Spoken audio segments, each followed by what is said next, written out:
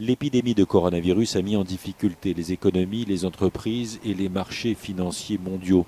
De Wall Street à Londres en passant par l'Asie, les bourses de la planète enregistrent une de leurs pires semaines depuis la crise de 2008. Pour les principales bourses et en particulier pour Wall Street, c'est un peu les montagnes russes. On n'avait pas vu de pertes aussi importantes depuis très longtemps car maintenant le coronavirus se répand rapidement dans le monde entier.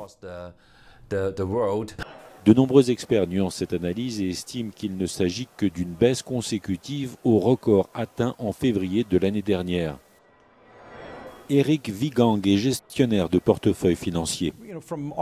De notre point de vue, les bases fondamentales tiennent suffisamment pour que non seulement l'économie, mais aussi les marchés des actions rebondissent. Nous pensons donc qu'il s'agit d'une correction. Et à ce stade, ce n'est pas le signe d'une nouvelle baisse importante ou d'un déclin majeur des prix des actions.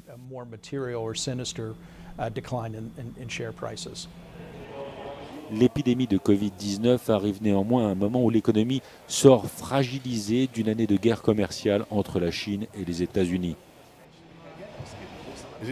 Cela ne se présente pas bien. Au sens propre, on pourrait dire que la bourse est infectée. Je ne veux pas être cynique, mais c'est cela. On ne sait pas encore comment faire face à ce virus.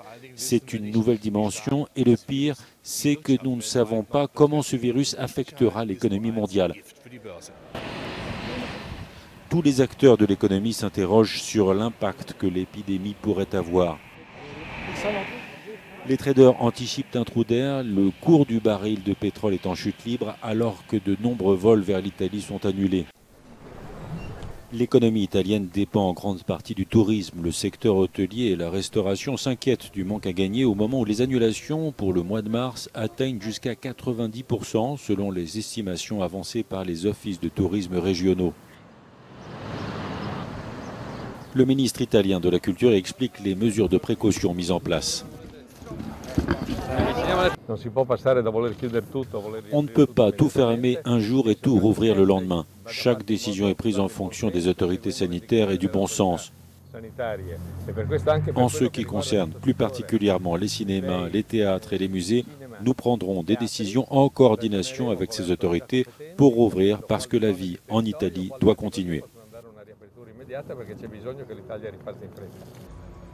De son côté, la Suisse a décidé d'annuler le Salon mondial de l'automobile de Genève et tous les événements importants, et ce jusqu'au 15 mars, pour tenter de contenir la propagation du virus.